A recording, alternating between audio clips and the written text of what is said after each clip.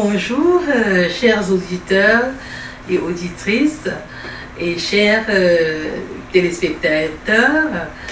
Nous vous remercions pour ce merveilleux moment que nous aurons encore dans le cadre de notre émission Femmes de valeur. Aujourd'hui, j'ai encore le privilège d'avoir sur ce plateau la merveilleuse servante de Dieu, Daphné Emeline. Bonjour Daphné. Bonjour. C'est comme un plaisir de pouvoir partager la parole de Dieu. Et aujourd'hui, nous aborderons quelque chose encore qui va toucher les tréfonds, parce que chaque jour, nous avons une couche de drap. Aujourd'hui, nous allons encore enlever une autre couche. Et quand on enlève, vous savez, quand on enlève les choses du fond, ce n'est pas toujours des choses bonnes, agréables à voir. Et la chose qu'on va voir aujourd'hui, c'est un phénomène assez rare, assez complexe, qui existe pourtant et que les gens, c'est comme un secret de polichinelle. Et nous parlerons de cela parce que nous trouvons que c'est important que les gens soient au courant que ça existe et qu'ils sachent qu'on peut guérir de ça. Il s'agit des maris et femmes de nuit. Daphné, tu sais que c'est à toi que je m'adresse toujours. Je voudrais savoir si tu en as entendu parler déjà dans ton entourage, les gens parler de ce phénomène-là. C'est-à-dire, quelqu'un dort la nuit et puis il se réveille en ayant eu des rapports sexuels, pourtant elle est seule chez elle. Ou bien, parfois, c'est même de manière physique, elle sent la présence de quelqu'un, la personne est là, la personne la contraint à avoir des rapports sexuels. Fait que, alors Daphné, je m'adresse à toi, est-ce que tu as entendu parler de ça? Oui, effectivement. J'ai même côtoyé des personnes qui ont eu à vivre cela. Et moi, j'ai eu une brève expérience aussi par rapport à ça. Et laissez-moi vous dire que c'est vraiment réel, ces choses-là. Si c'est la première fois que tu entends parler de ça, ou même que tu as déjà vécu une expérience telle qu'elle, mais que tu ne savais pas trop quel est le nom donné à cette expérience-là, mais sache que c'est un esprit en fait qui vient avoir des rapports sexuels avec toi. Ok, Daphné nous dit que c'est un esprit. Les gens vont te dire que non, c'est un homme qui est venu, il ressemblait à mon oncle, c'était ma tante, c'était un X, c'était un Y, fait que nous allons voir, nous allons repartir dans les Écritures pour essayer de revisiter ce phénomène-là. Avant d'aller à toucher à ce phénomène qui est assez complexe, il faut qu'on comprenne les choses comme la Bible nous l'explique. Et pour cela, nous allons repartir dans les Saintes Écritures. Nous allons lire le livre d'Ésaïe au chapitre 14, versets 12 à 15. Qu'est-ce que la Bible nous dit? Et à partir de ça, nous lirons quelques passages et à partir de ces passages, nous pourrons apporter des éclairages qui pourront t'aider, qui pourront m'aider. Amen. Amen. Alors, je lis dans le livre d'Ésaïe 14, versets 12 à 15, il est écrit: « Te voilà tombé du ciel, astre brillant, fils de l'aurore, tu es abattu à terre, toi le vainqueur des nations. Tu disais en ton cœur, je monterai au ciel. Je leverai mon trône au-dessus des étoiles de Dieu. Je m'assiérai sur la montagne de l'assemblée, à l'extérieur du septentrion. Je monterai sur le sommet des nues. Je serai semblable au Très-Haut, mais tu as été précipité dans le séjour des morts, dans les profondeurs de la fosse. » Fait qu'on parle de quelqu'un, c'est sûr. Et lorsque nous lisons, nous allons un peu plus dans les profondeurs. On se rend compte qu'il s'agit du diable, de Satan. On le décrit, on décrit sa position, on décrit ses ambitions, on décrit ce qu'il voulait faire et on décrit qu'il a été précipité. Mais comment il a été précipité? Pourquoi il a été précipité? Allons-y un peu dans Apocalypse 17, versets 7 à 17. Là, on va nous décrire une scène surréaliste, digne des films de science-fiction. Je lis la parole de Dieu dans le livre de 2 Pierre, chapitre 2, verset 4. Il est écrit: « Car si Dieu n'a pas épargné les anges qui ont péché, mais s'il les a précipités dans les abîmes de ténèbres et les réserve pour le jugement. » Voici une histoire assez complexe qui a lieu dans les cieux et qui a des répercussions sur la terre. Je t'inviterai encore de lire ce dernier passage avant qu'on ne rentre en détail dans ces passages pour essayer de comprendre le phénomène des maris de nuit pour arriver à ce phénomène-là. Dans Matthieu chapitre 25, verset 40. Ensuite, il dira à ceux qui seront à sa gauche, retirez-vous de moi, maudits. Allez dans le feu éternel qui a été préparé pour le diable et pour ses anges. Ok, amen. En fait, ma bien-aimée, pour revenir à comprendre les passages que je nous lis qui sont tantôt l'un, tantôt l'autre, on ne comprend pas. Quand on ne comprend pas, c'est qu'il y a quelque chose qui s'est passé dans le ciel et cette chose-là a influencé la vie sur terre. La Bible nous enseigne que le diable vivait au ciel avec Dieu et il a organisé une rébellion au ciel. Et cette rébellion-là, alors Michael, qui était l'ange qu'il combattait pour l'Éternel, a combattu avec lui et puis l'a précipité sur la terre. Et en le précipitant sur la terre, le diable est venu avec une grosse colère, sachant que son temps sur terre est limité. Voilà ce que la Bible nous dit. Ce que nous devons savoir, c'est que quand le diable quittait le ciel, le diable est un esprit, le diable est un ange déchu qu'on a renvoyé du ciel. Il n'est pas venu seul, il a corrompu un tiers des anges qui sont au ciel. Et donc ces anges-là sont venus sur la terre avec le diable, leur compagnon. Et ces anges-là, quand tu marches sur la route, tu ne rencontres pas un ange.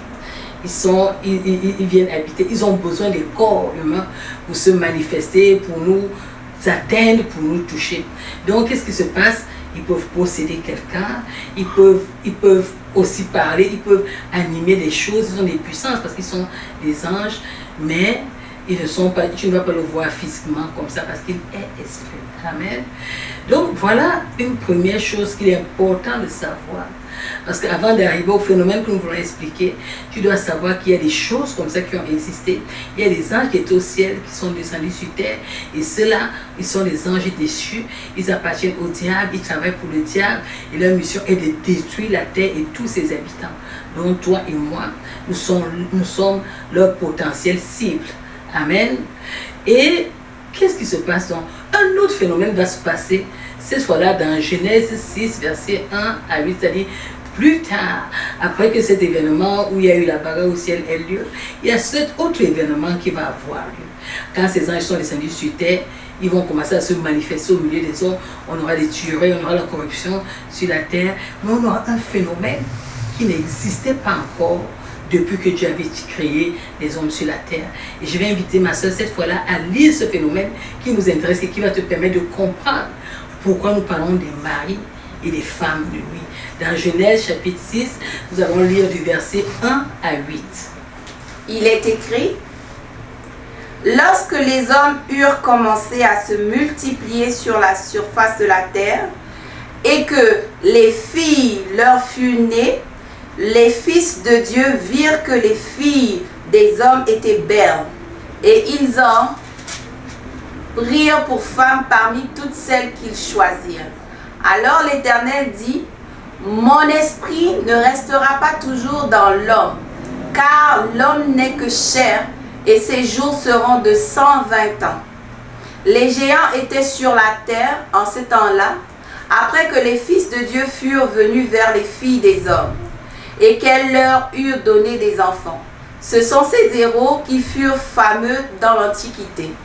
L'Éternel vit que la méchanceté des hommes était grande sur la terre, et que toutes les pensées de leur cœur se portaient chaque jour uniquement vers le mal. L'Éternel se repentit d'avoir fait l'homme sur la terre, et il fut affligé en son cœur. Amen. Quand nous lisons ce passage jusqu'à la fin, j'ai dû interrompre, on se rend compte qu'il y a un phénomène qui se passe. Les hommes vivent sur terre, mais ils ont des filles. Les filles sont tellement belles que les fils des dieux, ces anges-là, comprenez, vont venir incarner des hommes, ils vont s'accoupler avec ces filles-là. Et quand ils vont s'accoupler comme ça, les enfants qui vont naître de ces unions ne seront pas normales, ils seront plutôt des géants, ils seront ces genres de personnes-là extraordinaires, avec des pouvoirs des forces extraordinaires, ils seront géants, costauds, ils seront anormaux, ils ne seront pas dans la lignée normale des humains que Dieu a créés. Et Dieu, quand il va se rendre compte de ça, il va enlever son esprit parce qu'il s'est dit, ah, j'aurai donc des géants et des géants, des pécheurs, des choses bizarres comme ça sur la terre. La terre, il va enlever ça. Quand il va enlever son esprit, il va limiter aussi, la conséquence, c'est qu'il va limiter le nombre de vies des hommes sur la terre. Alors, vous voyez qu'il y a déjà un phénomène qui s'est introduit, une nouvelle forme de péché qui n'existait pas. Avant, nous avions la désobéissance au niveau de l'arbre. Après, on a eu la tuerie. Après, on a eu toute forme de malice qui est entrée après. Maintenant, là, ce n'était même plus au niveau des hommes. Les esprits se sont mêlés. Ils se sont dit, ok, comme on n'a pas la possibilité d'influencer les hommes, c'est pas facile, on va posséder les hommes. Parce qu'avant, vous vous rendez compte, c'est l'esprit de Dieu qui habitait dans l'homme. Maintenant, Dieu va enlever son esprit. Alors, ces esprits-là viendront posséder, ils vont commencer à faire des abominations. C'est-à-dire que les esprits se multiplient avec les êtres de chair. Ça donne une lignée qui n'a rien à voir avec la lignée céleste. Et ce phénomène-là ne va pas s'arrêter seulement en ce temps-là. Bien que Dieu va punir et tout, les esprits méchants, les démons et tout ça continuent d'exister. Ils continuent à venir corrompre la terre. Et donc, c'est ces phénomènes-là qui auront, dans leur corruption de la terre, vont continuer à perpétrer ce péché qui va arriver jusqu'à notre génération. Sauf qu'à notre génération, comme la génération des géants n'existe plus, le phénomène des esprits qui viennent coucher avec les femmes va continuer. Et ce phénomène-là va se développer, on ne va pas le voir dans la journée. Ça sera des femmes couchées dans leur chambre, des jeunes filles, des jeunes garçons qui vont être, où les portes sont ouvertes spirituellement, ces esprits vont venir entrer en eux de manière subtile. La personne ne se rend pas compte, elle se rend compte seulement que, oh, j'ai certaines envies, et ils vont se retrouver en train de faire ça. Ces choses-là amènent les esprits d'impudicité, parce que s'ils viennent te posséder, ils te donnent envie de coucher avec les femmes, tu ne sais pas pourquoi, tu as seulement envie d'avoir des rapports, tu es insatiable. Premier type de chose. Deuxième type, c'est que cette fois-là, il y a le deuxième type, on a deux genres. Le premier genre, c'est que ces personnes-là, soit elles vont physiquement essayer de séduire, soit elles vont maintenant mystiquement essayer de séduire. C'est-à-dire que la nuit, elles se transforment, elles ont la possibilité de se déplacer leur corps et aller de manière consciencieuse avoir des rapports. Ou bien une autre façon encore, selon que les gens racontent, c'est une personne, quand elle regarde, elle voit le visage d'une personne, mais ce n'est même pas la personne qui est là. C'est le truc qui s'est servi, on ne connaît pas par quel stratagème, qui vont avoir des rapports tierces avec la personne pour pouvoir se servir de leur corps, pour pouvoir les chosifier, pour pouvoir les souiller. Amen. Fait que je vais revenir à ma bien-aimée Daphné, parce que c'est difficilement explicable, vous comprenez, qu'une femme se couche le soir et puis elle se lève, ce n'est pas seulement qu'elle se sent souillée, mais elle sent qu'il y a eu pénétration, elle a senti la pénétration, elle se rend compte qu'elle a la trace d'un homme qui est entré en elle, parce que c'est comme s'il y a du sperme, c'est comme s'il y a du sperme mêlé avec les substances intérieures de la femme. Fait que ça devient un phénomène véritablement, c'est inexpliqué, hein, ma bien-aimée. Donc, à ce niveau-là, est-ce qu'il y a des gens qui t'ont parlé de ce phénomène? Comment elles se sentent après? Est-ce qu'elles ont la capacité de prier? Comment ça se passe? Ben, selon le témoignage d'une femme qui a vécu cela et qui le vit encore aujourd'hui, malheureusement pour elle, elle disait que quand elle dormait la nuit, souvent c'est aux environs de minuit que ça se passait. Elle tombe dans un sommeil profond. Et là, elle vit la chose. Et au début, ça paraissait bizarre. Puis à un moment donné, elle a décidé de vraiment doubler les vêtements pour être sûre que ce qu'elle vivait, ce n'était pas elle qui commençait à halluciner ou devenir folle. Alors avant de se coucher, elle mettait des pantalons, elle doublait, elle mettait par-dessus la chemise de nuit, elle doublait des vêtements et le matin, elle se levait toute nue, toute déshabillée, avec plein de sécrétions après un rapport sexuel. Donc le sperme, en fait, de la personne qui a eu le rapport sexuel avec. Ce qui est étonnant, c'est que la femme en question, ou bien la personne en question vit seule. Vous comprenez? La personne ne vit pas avec quelqu'un dans la maison. On peut dire, et l'autre élément qui est vraiment très étrange, c'est que les portes de la maison sont fermées, les volets sont fermés, tout est fermé, la chambre est fermée, mais elle se constate quand même que il y a eu intrusion de son intimité et elle a vécu cela. Et ce n'est pas seulement cette expérience, ce n'est pas un cas isolé. Beaucoup de jeunes filles relèvent ce phénomène-là. Et parfois, d'autres disent, après le viol, ou bien, oui, parce que c'est un viol, parce que c'est pas une relation consentante, la personne se sent comme étranglée, comme si on veut la tuer, elle se sent comme si elle est étranglée. Et puis elle se réveille, elle crie, réussit à se réveiller, et elle constate qu'il y a eu un rapport sexuel. C'est fou. Qu'est-ce que... pour toi, quelles sont les portes qui peuvent faire entrer ce genre de choses, le phénomène dans la vie de quelqu'un? Déjà, coucher avec une personne sans être mariée, ça c'est la grande porte, l'impudicité là. C'est la première porte.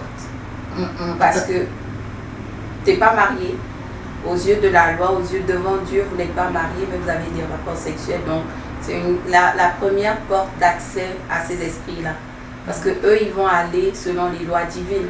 Et si dans la loi divine, tu as transgressé une loi, ben, eux, ils viennent juste appliquer ce que la loi dit. Donc, ils vont agir par rapport à ça. Donc, il y a déjà l'intrusion sexuelle, c'est-à-dire que tu ouvres les portes en ayant des rapports avec des personnes. J'aimerais aussi noter ici une autre chose, c'est que dans le rapport sexuel, il y a échange. La Bible dit que la personne qui a un rapport avec une prostituée devient un avec la prostituée. Alors si tu as les rapports avec un homme marié, tu deviens un. Donc il est marié à sa femme, il devient un là-bas, il est avec toi, il devient aussi un. Vous comprenez? Ça veut dire quand je deviens un, ça signifie quoi? Ça veut dire que mes pensées deviennent tes pensées, mes péchés deviennent tes péchés, mes impudicités deviennent tes impudicités, mes vols deviennent... Donc on échange en fait tout. On n'échange pas seulement la sexualité, on n'échange pas seulement le rapport, on n'échange pas seulement les sécrétions, on échange tout. Et j'aimerais noter un autre élément que les gens ont tendance à négliger, c'est disant que ah non, ce sera virtuel. Le rapport est le rapport. Le rapport n'est pas seulement dans la pénétration. Le rapport est mental parce que, vous savez, avant de passer à l'acte, c'est mentalement qu'on conçoit les choses. Et le Seigneur Jésus nous a avertis par rapport à cela. Il disait que si tu regardes une femme dans l'intention de la concocter, tu as déjà commis l'adultère avec elle. Donc ça veut dire que si c'est que tu te dis, ah moi non, moi je joue pas les portes, je ne couche pas avec les femmes, et tu fantasmes sur les femmes, tu as aussi ouvert les portes.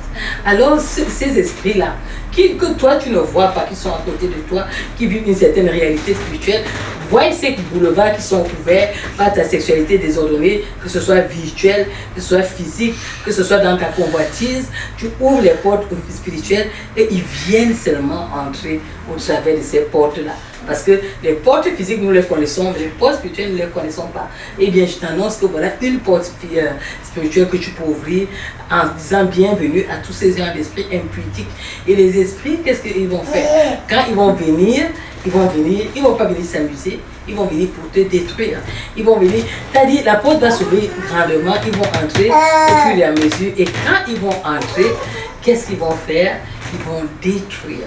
Ils vont appeler d'autres esprits. Au départ, ça sera petit à petit. À un moment donné, ça sera un viol. Parce que là, ils auront l'accès. Tu ne peux pas fermer. Ils peuvent venir pour te détruire. Qu'est-ce que tu peux dire par rapport à ça, ma bien-aimée? Effectivement, la parole nous dit, le diable ne vient que pour détruire et dévorer tout ce qu'il y a sur son chemin. Donc, si c'est comme, tu as ta maison à toi, on va aller dans le physique, tu as ta maison et tu décides chaque jour de laisser ta porte ouverte pour que n'importe qui peut rentrer. Mais c'est la même chose qui se passe dans le spirituel. Quand tu ouvres une porte, ben, tu dis au monde des ténèbres, venez, prenez accès. Donc c'est C'est vraiment ça quand on met l'emphase et l'appui sur la porte d'entrée qui est l'impudicité sexuelle ou alors au niveau de la pensée. Eh bien, mais comment sortir de cela? Parce que on relève un phénomène très dangereux avec les esprits et tout. On ne les voit pas, on ressent des choses. Et j'aimerais aussi ajouter une autre chose qui est proche de cela. C'est une forme de violation où c'est la personne elle-même, comprends, qui se masturbe, comprends. Ce n'est plus un esprit qui vient, mais c'est comme si l'esprit la possède et elle a des rapports sexuels avec elle-même. Alors elle devient elle-même son mari ou bien elle devient elle-même sa femme. Alors à ce niveau-là, qu'est-ce qu'on va dire? Les autres c'était les esprits. Et ça comment, quel nom peux-tu donner à ça? C'est aussi une porte ouverte.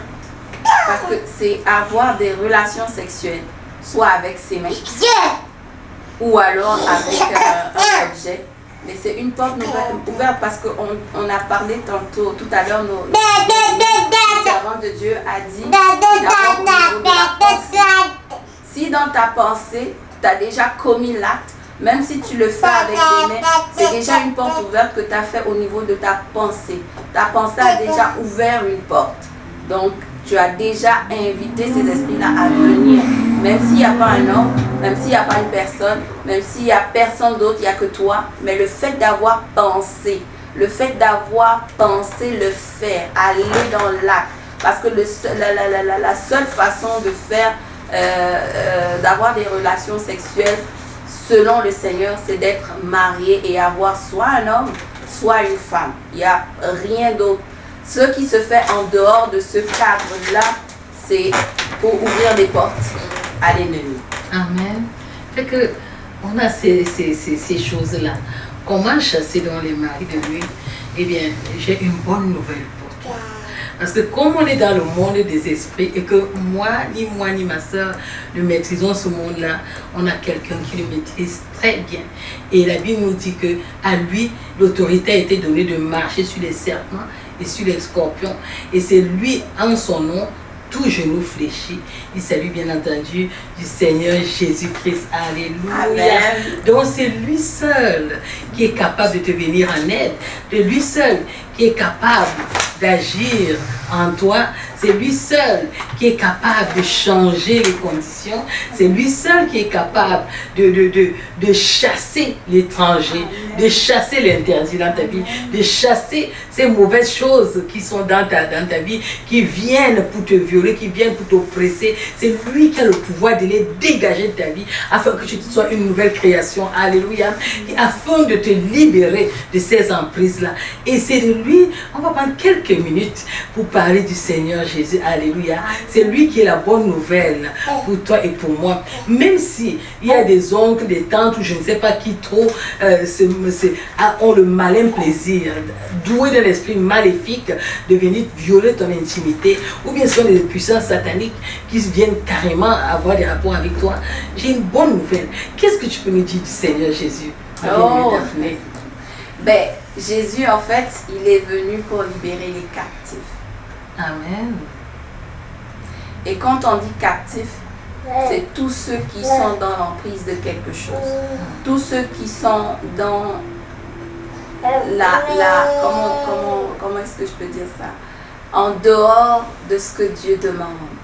Donc, tous ceux qui sont dans l'impudicité, tous ceux qui sont dans l'iniquité, tous ceux qui sont dans tout ce qui est en dehors de la parole de Dieu. Jésus est venu pour eux. Il n'est pas venu pour le saint, parce que le saint est déjà saint. Mais il est venu pour celui qui reconnaît qu'il n'est pas saint et qu'il a besoin d'être lavé par lui. Amen. Le Seigneur Jésus, c'est tout simplement quelqu'un qui est venu sur la terre à travers la révélation d'un ange à sa maman qui s'appelait Marie, il y a plus de 2000 ans, et qui a été conçu par la puissance du Saint-Esprit. Et lorsqu'il est venu sur terre, sa mission c'était de réconcilier le monde avec son Père Dieu. Amen. Il était la manifestation de la parole de Dieu. En fait, dans Jean 1, on nous dit qu'il était Dieu et qu'il a été au commencement de la création avec Dieu. Il est aussi à la fin.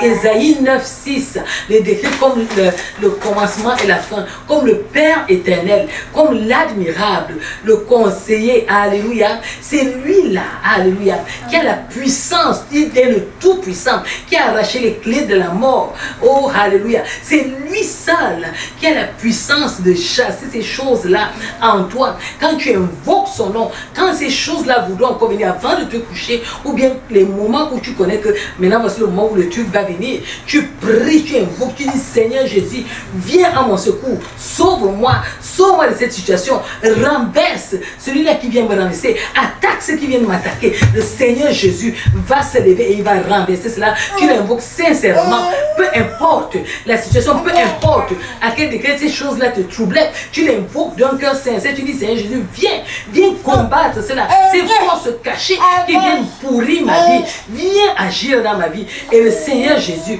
va agir puissamment, alléluia, et il va te donner la victoire sur ces esprits méchants qui viennent détruire ta vie, qui viennent détruire ton avenir, détruire ta sexualité, détruire même ton âme. Parce que des personnes comme ça, tu vas regarder quelqu'un, tu le regardes, il a l'air triste.